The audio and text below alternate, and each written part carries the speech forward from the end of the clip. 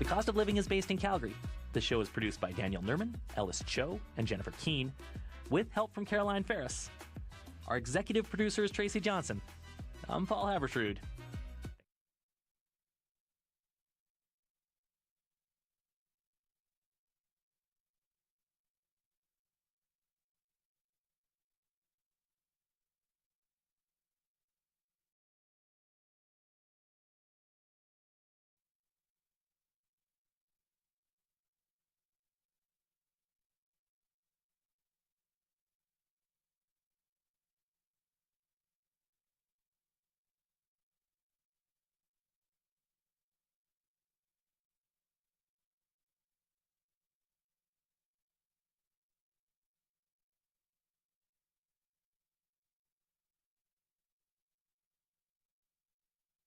Making it make sense and making sure that the music is fluid, a fluid experience.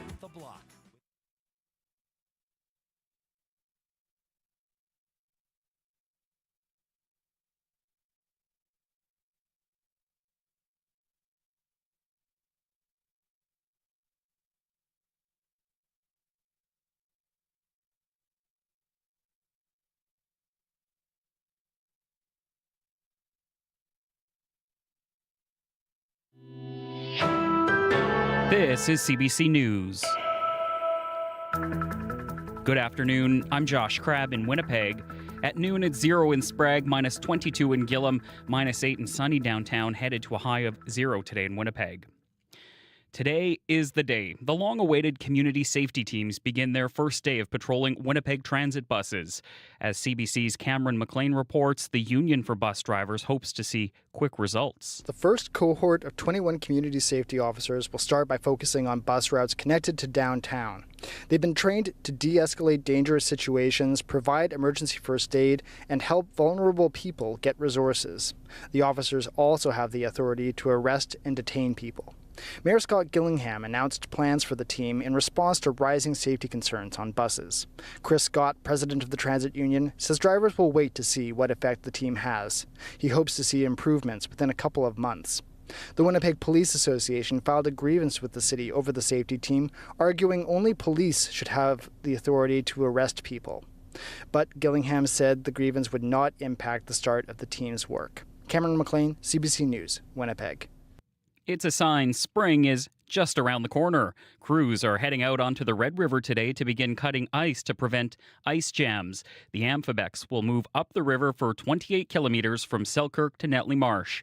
It prevents ice jams on the Red by breaking up the ice before the melt begins. The program started in 2006 to reduce the risk of ice jams, which can cause flooding. Crews are expected to be on the river until March 15th.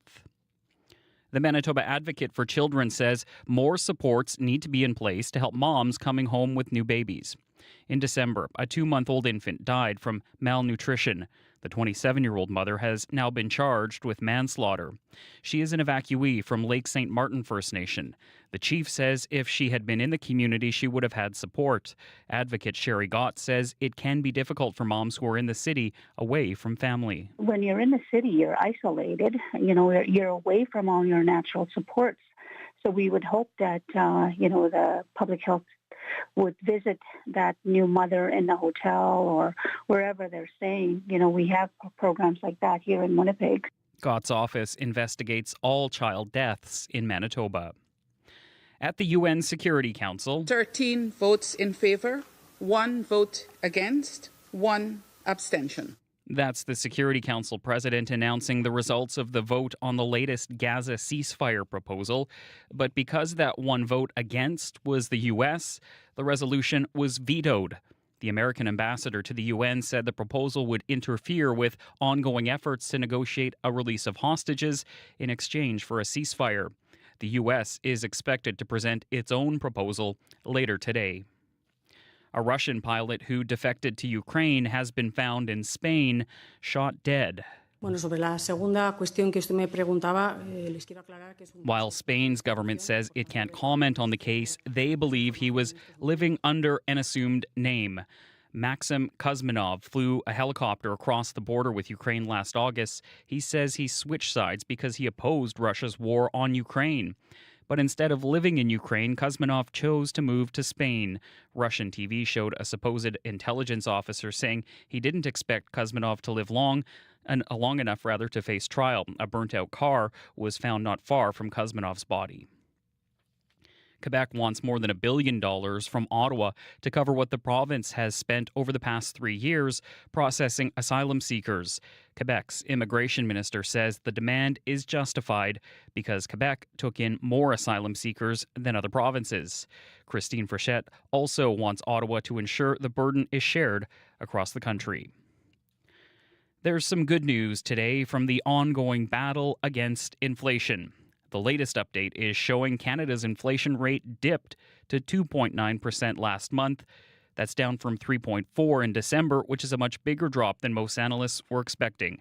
Peter Armstrong has more. This is about as broad a base deceleration as you could hope for. And with the exception of one brief blip of a reading last summer, this is the first time we've seen price growth on a year-over-year basis back within the Bank of Canada's target window since March of 2021, back when inflation was really just taking off.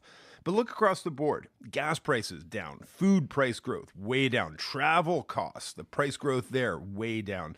Once again, though, the single biggest driver of inflation, shelter. And of course, higher borrowing costs are a major component of that. So this will put more pressure on the Bank of Canada to start bringing those rates back down again. But remember, for all of the progress in this fight to rein in inflation, none of this means that prices are falling. It merely means that the rate at which those prices grow from these new highs that we've all seen has started to slow to a more manageable level.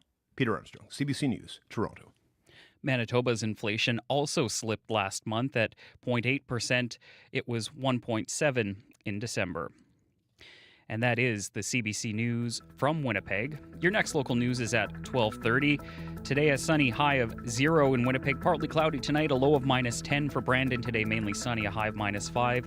Dauphin, mainly sunny, a high of -6. Flin Flon in the Paw, a high of -9. And in Churchill, a high of -28. For more news anytime, you can always head to our website, cbc.ca/Manitoba.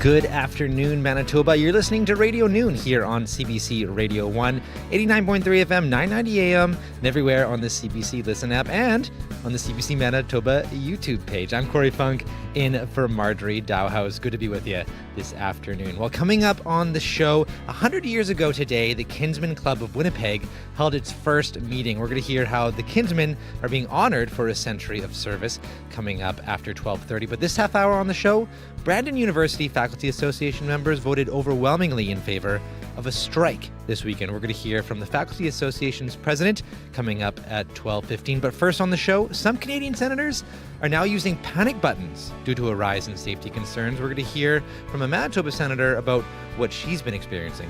Coming up.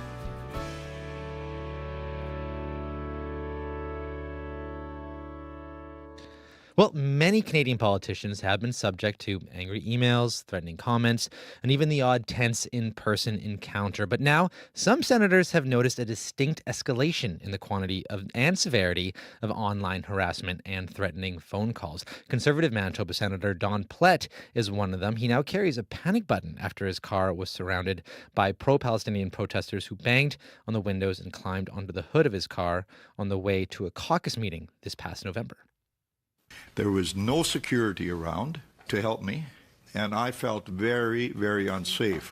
Security costs for the Red Chamber have increased, but CBC has not been able to confirm exactly how much at this point. And for more on this, we've reached another Manitoba Senator, Mary Lou McPhedran. Good afternoon, Senator. Good afternoon, Corey. So I know back in the fall, senators were offered these panic buttons, which was actually a year after they're available to MPs.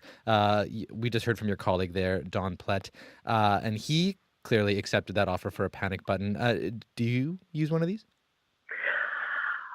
Corey, I did for a period of time, and I have returned it. Why? And I'm hoping that we can understand better some of the practical limitations. To be honest with you, for me, for my lifestyle, it really didn't prove to be viable. And I explained that, and I know that our protective services people are looking at this carefully.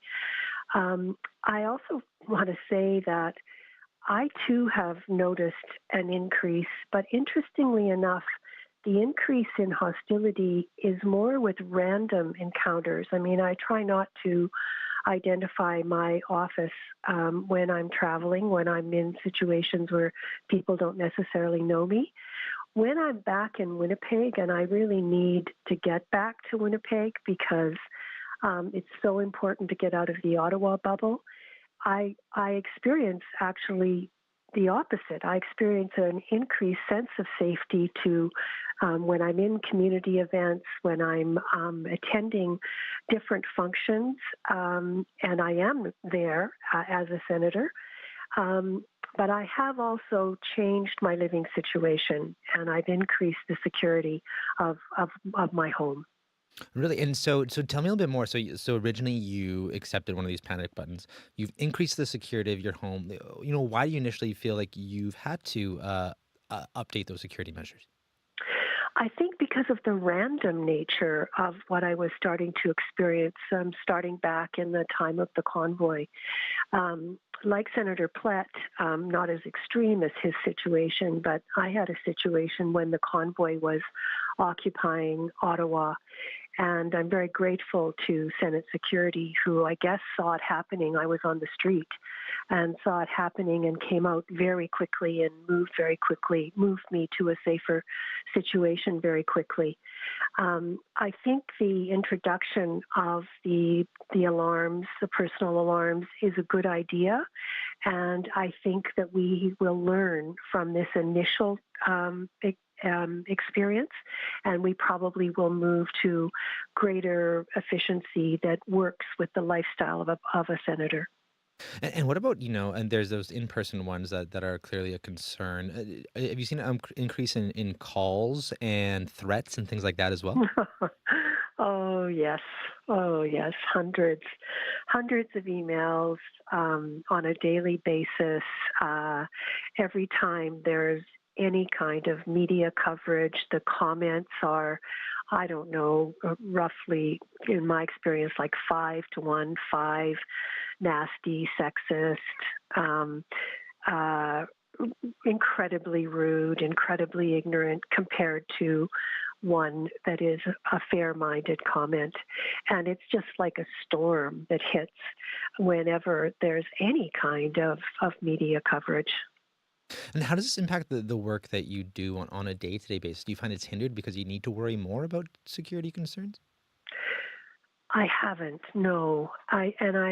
I think that's mostly because I'm a human rights lawyer. The communities I work with are very much committed to social justice.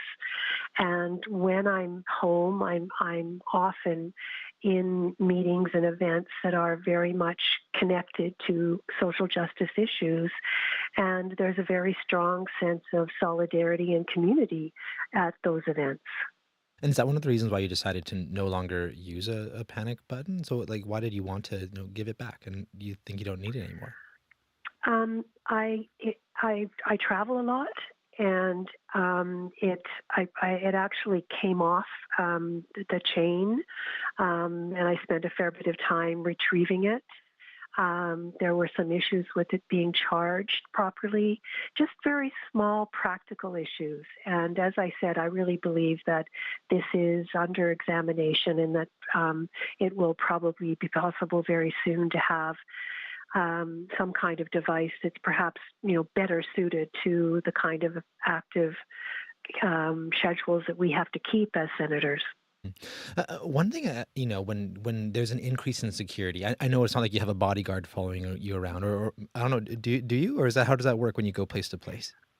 No. No, okay. Very often what will happen, though, is that, and again, I'm talking mostly about community-based organizations, they're very good about setting up a contact.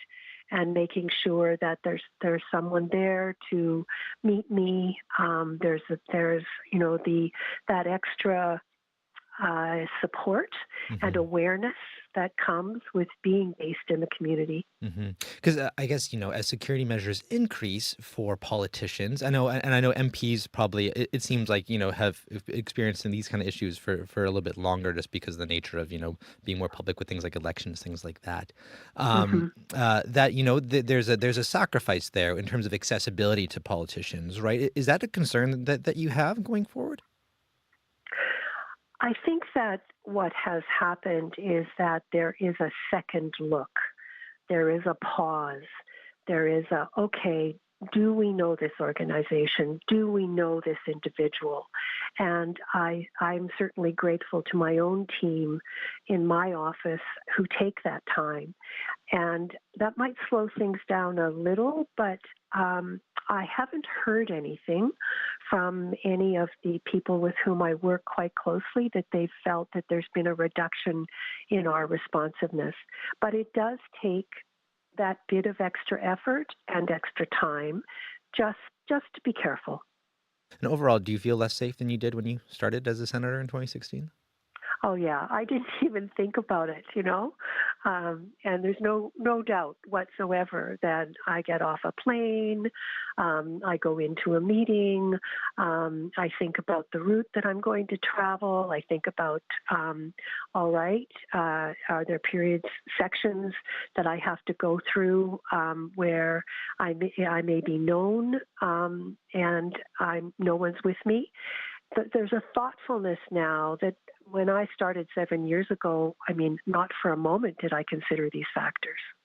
And, Corey, the truth is, I'm an older woman, not as agile as I was once. And there's just some real practical considerations that are gender-based that women have to take into consideration. And I think there are also, for women that are BIPOC, that are Black, Indigenous, people of color, there's an additional level of carefulness that needs to be brought to each situation.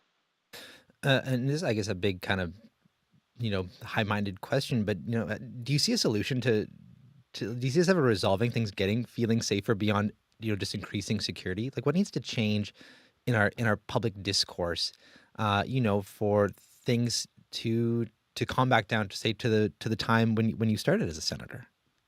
I love that you asked that question, Corey. Thank you. I think it's the ugliness, and I think it's the increased acceleration of people jumping to the conclusion that if you're somebody trying to serve the public, holding public office, such as a parliamentarian, that there's something wrong with you. I say in all honesty that the parliamentarians that I work with, including the cabinet ministers, they are the hardest working people I know. And they are doing public service. Our parliament is critical to having a viable democracy. And I think more than anything, what I fear is that this is an undercutting of the heart of our democracy by promoting this kind of vicious disrespect just on the basis of somebody holding public office. Well, Senator McPhedran, thank you so much for joining us this afternoon. Thank you for the concern and the interest, Corey. Really, really appreciate being able to speak with you. All the best. All the best to you. Bye. Mary Lou McPhedran is an independent senator for Manitoba. She was nominated by the Senate by Justin Trudeau in 2016. Your neighborhood, your community, your country, your world, your news. Your news that matters. News that belongs to you. Your World Tonight. Every night, 7 days a week on CBC Radio 1. On demand on the CBC Listen app and everywhere you get your podcasts. You're listening to Radio Noon here on CBC Radio 1. I'm Corey Funk. in for Marjorie Dowhouse. Hello to everyone watching on YouTube right now. You can watch us and Information Radio right now on the CBC Manitoba YouTube channel. Still to come on the show, Brandon University Faculty Association members voted overwhelmingly in favor of a strike this weekend. We're going to hear from the Faculty Association's president coming up very, very shortly here. But first, let's take a look at your current conditions across the province. And here in southern Manitoba, at least, it is a beautiful day, pretty much right across the board. Brandon right now at the airport, partly cloudy, and it is minus 11 for you right now. Actually, minus 10, just warmed up by 1 degree. But in contrast, Churchill, you're a cold spot right now at minus 30 right now with some ice crystals. Back here down south, Dauphin, sunny right now, minus 9. Flin Flon at the airport, minus 12. Gillam, also minus 21. A little cloudy for you today. Island Lake, minus 10, cloudy as well. Lynn Lake at the airport, mainly sunny, minus 18. Pinawa, you're our hot spot today. You're at 0 right now. Just took it away from Sprague, which is 1 degree right now. Dooley Lake, sunny, minus 27. Thompson, minus 16, mostly cloudy. And Winnipeg here at the Forks, minus 6, mainly sunny.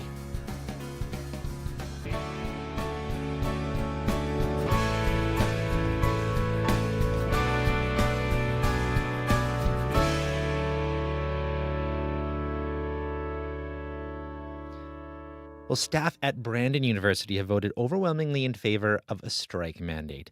The vote comes after a year of bargaining, and staff are calling on the university to have better equity, diversity, and inclusion, along with higher compensation in the collective agreement. 87% of members who voted were in favor of a strike mandate, and just over 3/4 of the members took part in the vote. The union represents around 260 full-time faculty members and about 90 sessional instructors at the university. The current contract expired last March. CBC's Chelsea Kemp spoke with Brandon University Faculty Association President Gautam Srivastava after the vote. Well, and what led to the strike mandate vote finally taking place last night?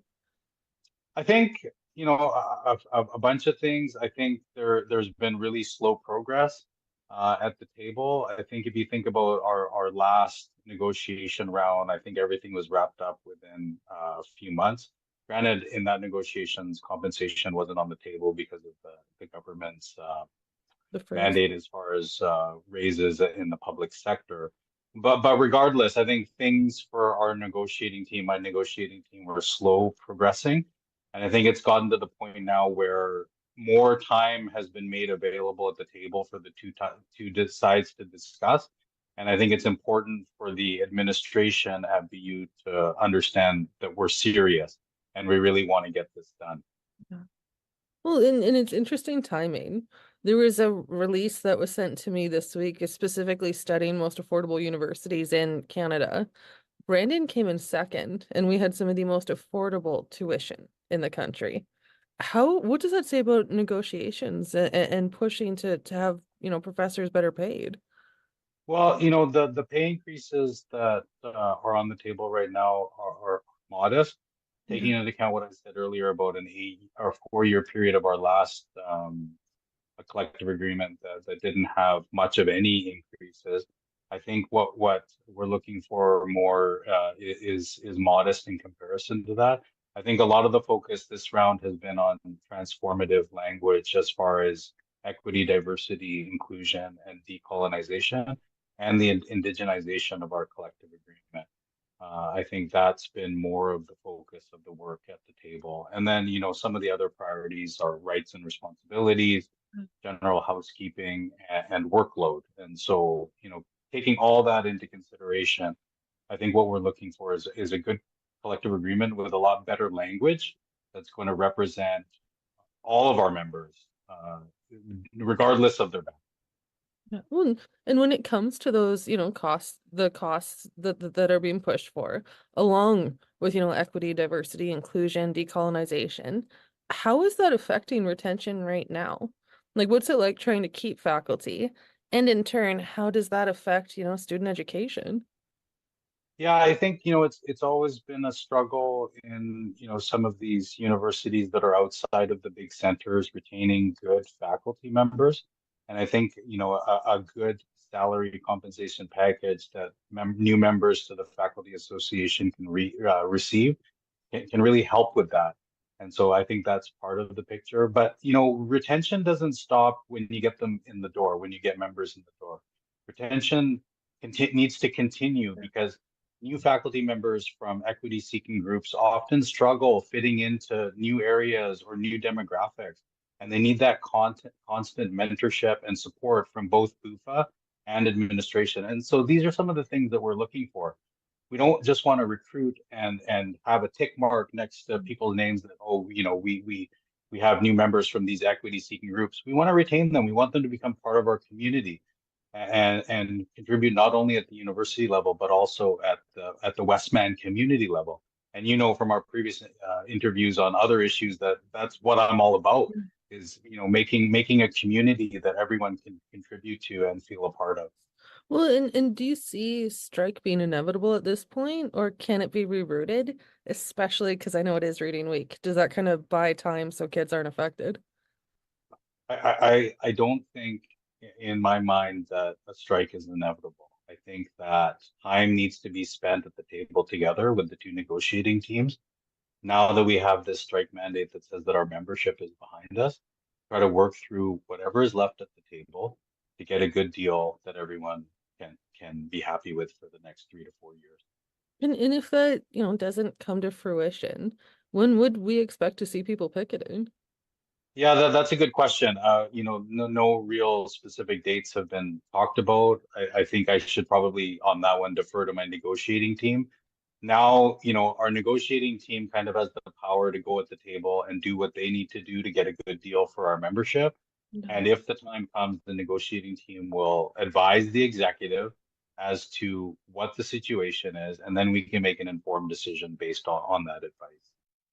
That is Brandon University Faculty Association President Gautam Srivastava speaking with CBC's Chelsea Kemp. Brandon University provided an email to CBC stating it continues to engage in productive negotiations with BUFA.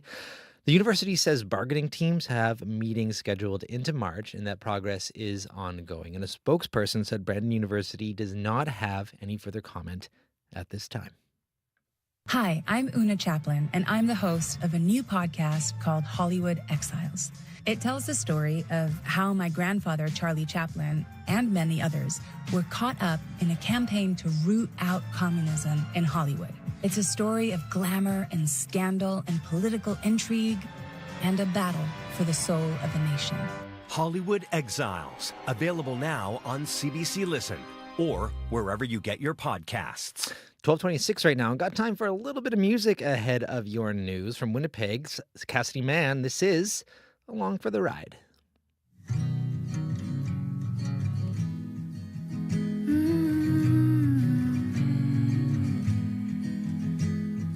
Your mom always liked the colors that I'd wear.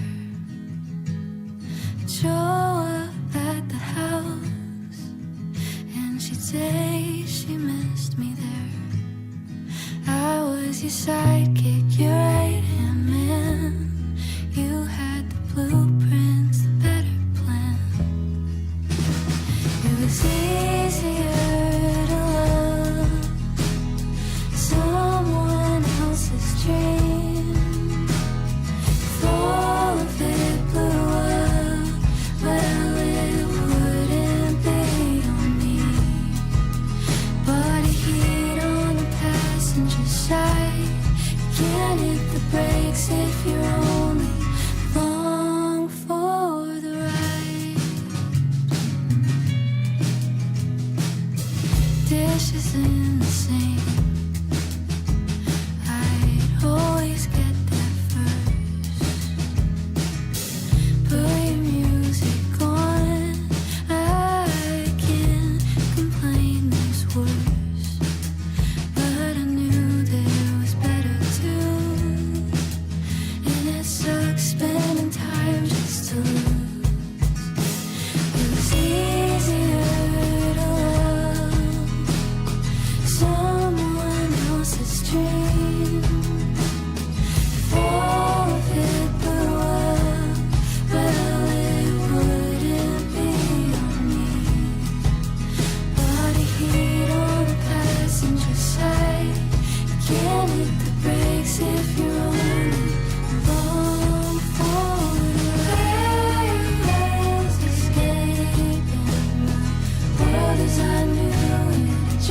couldn't do it. Left for the taking. I smiled right through it, but I kept the bruises. Takes two to crash, but only one to prove it. If there was a way out, still had to choose it. And it was easier to love someone else's dream. If all of it blew up, at least it wouldn't be on me. Body heat on the passenger side. You can't hit the brakes if you're only along for the ride. You can't hit the brakes if you're only along for it. You know that you're only along for pretending life's just along for the ride. That's Winnipeg's Cassidy Mann with Along for the Ride. Saw her a little while back at the Park Theater. Man, she's great. Highly suggest if you get a chance to see her.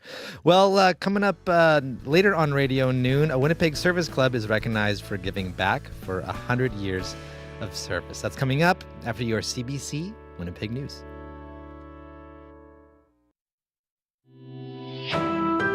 This is CBC News. At 12:30, it's -6 in Winnipeg. Good afternoon. I'm Josh Crabb. Community safety teams are now patrolling Winnipeg transit buses. The first cohort of 21 community safety officers will begin by focusing on bus routes connected to the downtown. They've been trained to de-escalate dangerous situations, provide emergency first aid, and help vulnerable people get resources. The officers also have the authority to arrest and detain people. The Winnipeg Police Association filed a grievance with the city over the safety team. It argued only police should be able to arrest people. Mayor Scott Gillingham says the grievance would not affect the team's work. Canada's International Development Minister visited the Rafah border crossing earlier today, and Ahmed Hussein is reiterating Canada's call for a humanitarian ceasefire. I've met with humanitarian workers who came over from Gaza to give me an update on the situation in the ground. Too many people are suffering in Gaza, and we need more aid to go in, and we need to do everything in our power to remove those obstacles to the aid going into Gaza. He says there is a significant stockpile of humanitarian supplies at the border crossing, but he says it appears most of it isn't making its destination into the Palestinian territory. Мне не выдают его тело, и мне даже не говорят, где он находится. That's Alexei Navalny's mother in a YouTube video pleading with the Russian government to give her the body of her deceased son. Appealing to Russian President Vladimir Putin, Lyudmila Navalnaya says, quote, "Let me finally see my son." Russian opposition leader Alexei Navalny died on Friday. His family's been told his body will be held by Russian authorities for 2 weeks to undergo a chemical analysis. His wife, Yulia Navalnaya, is saying the reason is to allow any traces of poison to disappear. In 2020, Navalny almost died after he was poisoned with a Russian nerve agent. In London, supporters of WikiLeaks founder Julian Assange protest outside a British court where a 2-day extradition hearing is underway. Assange is appealing an order to send him to the U.S. where he faces 18 charges for releasing classified documents on the wars in Afghanistan and Iraq. If convicted, he faces a possible life sentence. His wife, Stella Assange, told the crowd this battle is life or death for her husband. Julian is a political prisoner and his life is at risk.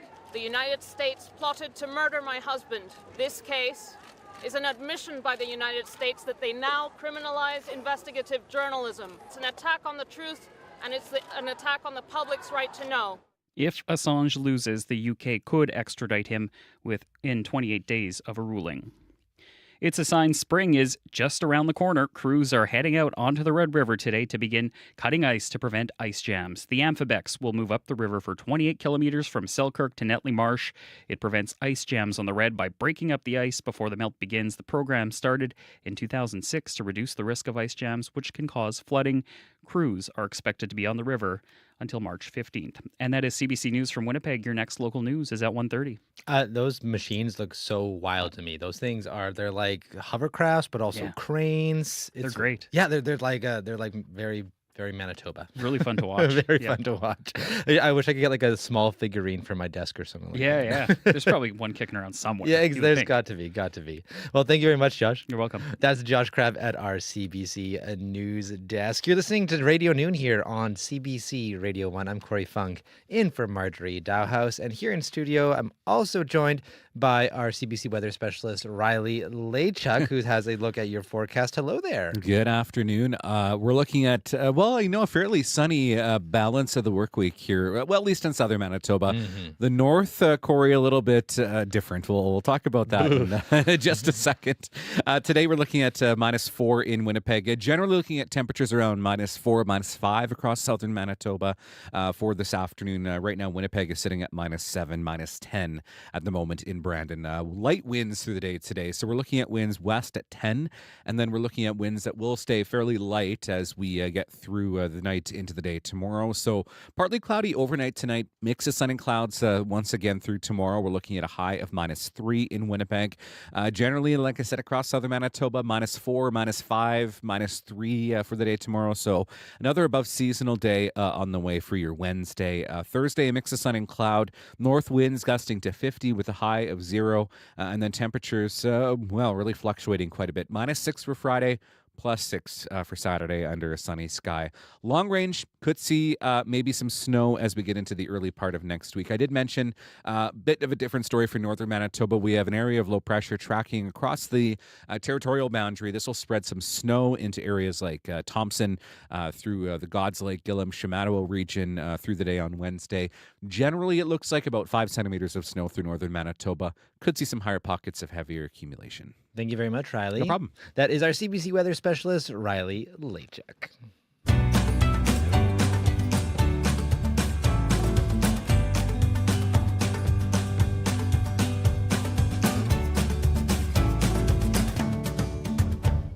Well, a century of service. That's how the Kinsmen Club of Winnipeg is being recognized today.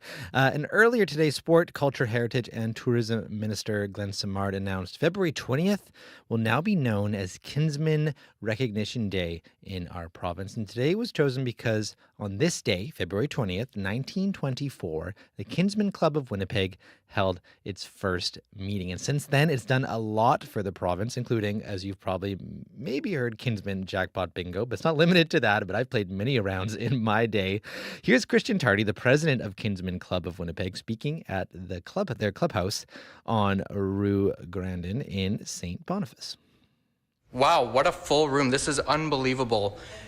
And what a privilege and honor to be here as the Winnipeg Kinsmen are recognized by the province of Manitoba for this proclamation of Kinsmen Recognition Day this February 20th, 2024. Our organization is built on the pillars of community service, fellowship, and a genuine desire to give back to those in need. And we believe that when people come together with that shared belief, incredible things happen. Over the past century, the Kinsmen Club of Winnipeg has donated tens of millions of dollars and hundreds of thousands of hours of service. Thank you. To support so many vital services and organizations in healthcare, children's charities, social services, the arts, education, and sport. Our work is far from finished. As I stand in front of you today, I'm reminded of the responsibility that each of us has with this recognition. This is a call to action for us to double our efforts as we move forward to continue to support our community in a great way that we have over the past 100 years. I want to express my personal gratitude to each of you and all of those that have stood with us over the course of our existence through this Winnipeg Kinsmen journey. Our friends, our family, our incredible Kinsmen Jackpot Bingo staff, and all of those who have believed in the work that we do. This recognition is not for the Winnipeg Kinsmen, it's for all Manitobans. It's for those who have stood with us in our mission to make our province a better place. In closing, I want to emphasize that the work that we do at the Winnipeg Kinsmen is not for accolades or recognition, but rather it's about making a difference in the lives of those who need us and serving our community's greatest need. Together, let's keep the spirit of giving and community service alive and continue to make a positive impact that will resonate for years to come. Thank you. Merci. Miigwech. That's Christian Tardy, president of the Kinsmen Club of Winnipeg. Also their sport, culture, heritage, and tourism minister, Glenn Simard, was at the event. Here's what he had to say. I grew up in a small town just on the border of Saskatchewan and Manitoba, just south of Russell, called St. Lazare. And when you grow up in a small community like that, you get to know everyone. You know, you're picking up garbage when you're 5 years old. You're the ones taking the tickets for all of the events, sports days, pioneer days. You're the ones helping out at the hockey rink when you're 12 years old. You can't show up to an event without being given a job, it seems. And that's what the Kinsmen is about. The Kinsmen is about community. And believe it or not, Winnipeg's a small town. Everybody seems to know each other. And I've been learning that when I took on this role. I moved to Brandon to teach about 27 years ago and was involved in the community. And it was a big, small town there. And what I'm learning when you come into the legislature and you start talking to people who are the leaders in the group, the leaders of the province, all the people who are affiliated with organizations like the Kinsmen, you're the leaders. You're the ones who make this province function. You are the ones who lift people up. You're the ones who don't shy away from $1 million projects, you know, like the Bruce Oka Center or the community raffle or the soapbox derbies. And that's what this community needs. We need to have organizations like the Kinsmen in Winnipeg helping everybody out and wanting to make their community better. And that's the message of our government, One Manitoba, working together. And that's why I think it was so important to recognize the 100 years of the Kinsmen here in Winnipeg. And I just, from the bottom of my heart, from the bottom of the province's heart, I just wanted to thank everybody here. And I just wanted to underscore the importance of what community organizations like the Kinsmen do. I know that you have strong working relationships with all the community organizations here in the city and play a large part. Not just in the city, in the province too. You know, my parents moved to Brandon from this small town where my dad and mom did everything, right? And the first thing that they did was get involved in a community organization. So they have that social piece, the people they can look to that have shared values. And I'm just so proud of your organization. I think the sun's shining today for a reason, and just really honored, happy to be here, and congratulations. That's Sport, Culture, Heritage, and Tourism Minister Glenn Simard speaking earlier today. Manitoba has named February 20th, that's today, Kinsmen Recognition Day in honor of the organization's century of service. I'm Angeline Tedaweo, host of The Block. Step into a 2-hour experience that feels like you're laid back, kicking it with a friend who also happens to be a music head. Always keeping it interesting. Listening to new songs you love and classics that transport you right back to your life's biggest moments. The Block, weeknight starting at 7:30 in Newfoundland on CBC Music and anytime on CBC Listen.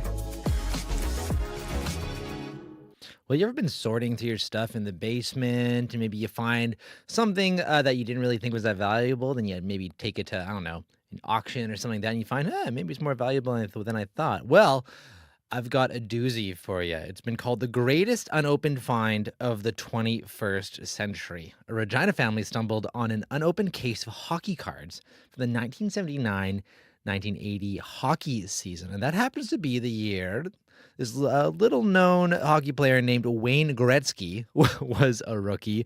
And with close to 11,000 cards in the case, it's estimated that as many as 27 of them could be Gretzky cards in pristine condition. The case is for sale through Heritage Auctions, and bidding closes this weekend. And if you want to get your hands on some of those cards, it's already going to cost you nearly $3 million Canadian, and will likely go even higher than that.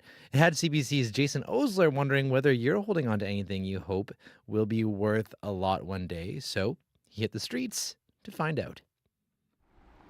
I have an old edition of Harry Potter books, 2 sets. One that looks better is newer, but the older one, I am hoping that one day they will be worth something. Have you done any research on that? I have, yes, and I mean there are so many editions and with so many details that you can look at that they have certain value. The ones I have didn't mean anything at that time, but it's been a few years, but I like them anyway. I would probably just keep them, but it would be interesting to see if they're worth something. I'm holding on to, my dad was a collector of 3-in-1 oil cans, like the little oil cans used to for 3-speed bikes, but he had an Indian motorcycle oil can. And the last time I looked at it, I think it was worth almost $2,000. So I'm just holding on to that. What are you doing to keep it in good condition? Not too much. I'm just it's in my shed with a lot of other stuff from my dad. So he had some collectibles, but that would be his most expensive collectible. What are you holding on to that you hope will be worth something? Hockey cards, quite a bit. So, an Austin Matthews rookie, and I got this one Brent Hall, which is really old. Brent Hall, yeah. So what are you doing to keep your card in good condition? I put it in these big plastic cases in my binder, which are like really protective, kind of. This collection of stamps, and some of them are actually quite valuable, and some also like the mint coins or stuff like that probably will gain a little bit more in the future, I don't know, but something that I'm hopeful for. And some of them are just for memories, and others are like a little bit more rare, but probably we'll never sold them because they are really valuable for memory reasons, but they're also valuable for money. What have you held on to that you're hoping one day you will be a gold mine? I'm not sure if it'll be a gold mine, but it's kind of a weird one. But do you know the Canadian television show Kenny vs. Penny? Yeah, I have the original Xbox that was used in that show, and it's signed by all of the cast and everything, so that's pretty cool. Do you have a sense of whether that's worth anything right now? I'm sure it is. It's a pretty cult following of that show. It's a pretty strong fan base. I'm not selling that, though. You've never looked into, though, done any research? You think you might at some point? Yeah, if times get tough, they are tough, but tougher. Oh man, that was CBC's Jason Osler asking whether you're holding on to anything you hope will be worth something down the road. I used to collect Pokemon cards, and I had a big old binder full of some a pretty rare hologram. I think I had a Mewtwo in there, possibly. Definitely had a Charizard. But then I gave it away to a friend when I thought I grew out of them in my teens. I'm too cool for these. But then nowadays, I bet you they're probably going to be worth something. So curious, are you holding on to anything you hope will be worth something one day down the road? Or like me, do you have something that you gave away and you're like, oops, maybe should have kept that. Could have been rolling in money. Give us a call on our listener line if you have a story to to share with us. That number, 204-788-3205. That's 204-788-3205.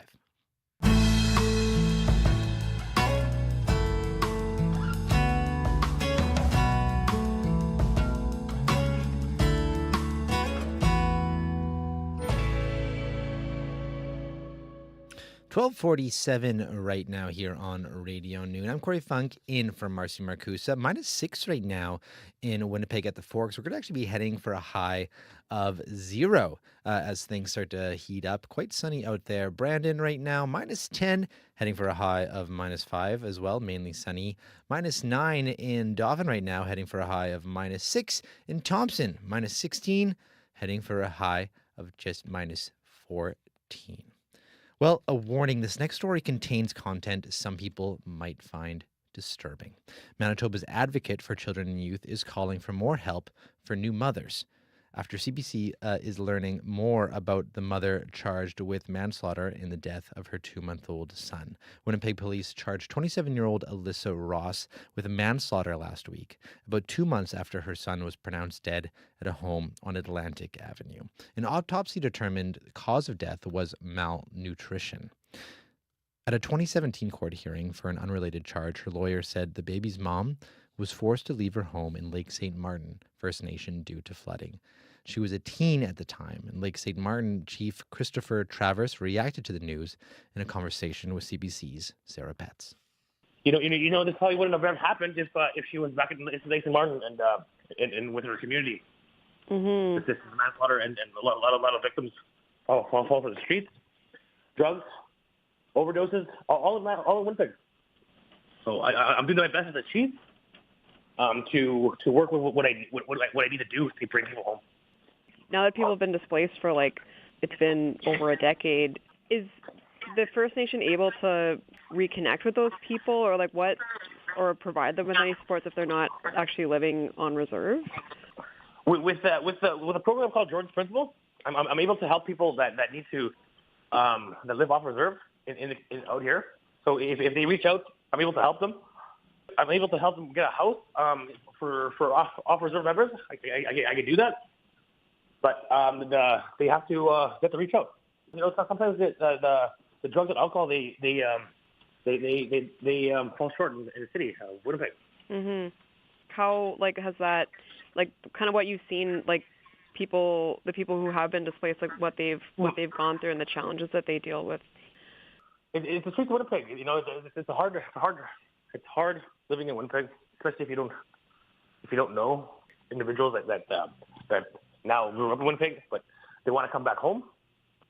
I got a list of a lot of people that want to come home, and I'm working very, very hard to meet those needs.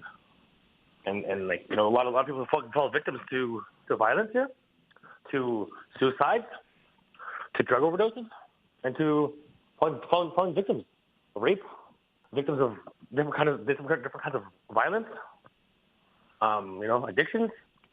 It's kind of hard on me as a chief because my time's been tied when I'm begging for land. If I had land, I'd be able to build a lot of houses and get a lot of people home, and maybe a lot of healing would come from cultural centers that I'm building right now for the community. Do you know if her family had tried to come back recently, or there's a huge list of people that want to live in Winnipeg. But I heard a huge list of people that want to come home. She's part of the list. So it sounds like she may have, but there might have just not been. Even if she wanted to, there wouldn't have been a place for her. Yeah, she wants to come home. There's probably a list of people that want to come home, and I'm sorry for what she has to go through. I mean, if she had been in her home community, what kind of support would have been available for her? I help people with food. I always help the people with food. Mm-hmm. Where they reach out to me, I help them. And it's really hurts something. A little kid died because he didn't have food. What did you do to me? It hurts as a chief because when they're back home, I look after everybody. I look after the communities. I look after every individual. Make sure there's food at the table. And if she would have reached out, I would have helped her. For a baby to be a victim, that's wrong. It hurts me that I wasn't able to help. It does hurt me. As a leader, it hurts me. Mm-hmm. Because a little kid died, and it sounds like he or she died for circumstances that could have been prevented, like having food on the table. One of the calls I always get is about food for little kids. If the kids need food, I come and help them. That's Lake St. Martin First Nation Chief Christopher Travers speaking with the CBC's Sarah Petz. You can read more on this story on our website, cbc.ca/Manitoba.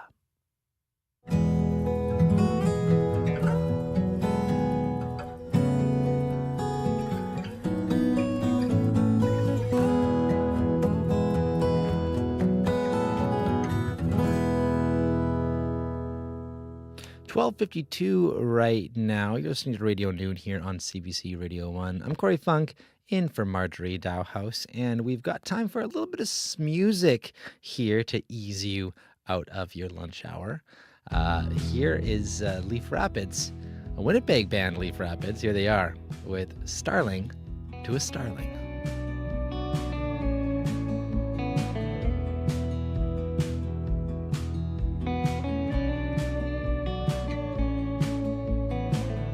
I'm tethered to you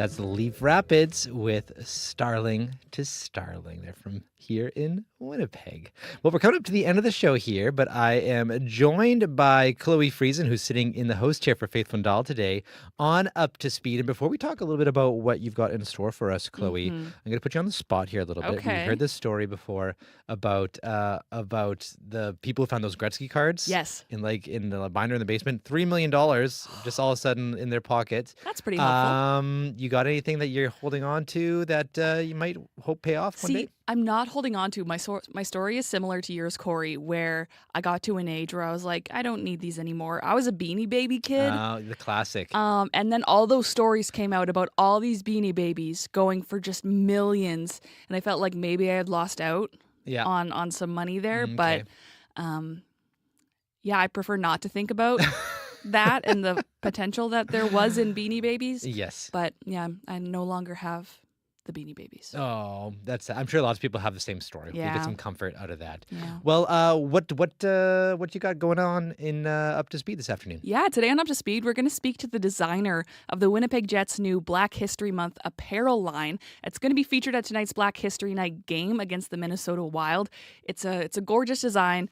Can't wait to talk to the designer. It's the owner of Zwieke, the athleisure brand here in Winnipeg. And yeah, really excited to learn more about what went into that design there. Lovely. Looking forward to it. Thanks, Chloe. No problem. That's Chloe Friesen. You can catch her in the host chair on Up to Speed today from 3 to 6. Well, that's a wrap for Radio Noon. I'll be back tomorrow. Thanks to everyone who helped put together today's show. Josh Crabb, May McKillop, Nelly Gonzalez, Leif Larson, and Marjorie Dowhouse. Also, thanks to Travis Peterson behind the controls on YouTube. Shout out to whoever shouted out to us on YouTube from Charleswood. Thanks for tuning in on the radio and on the internet. I'm Corey Funk, in for Marjorie Dowhouse. You're listening to CBC Radio 1. Coming up next, Unreserved. See you tomorrow.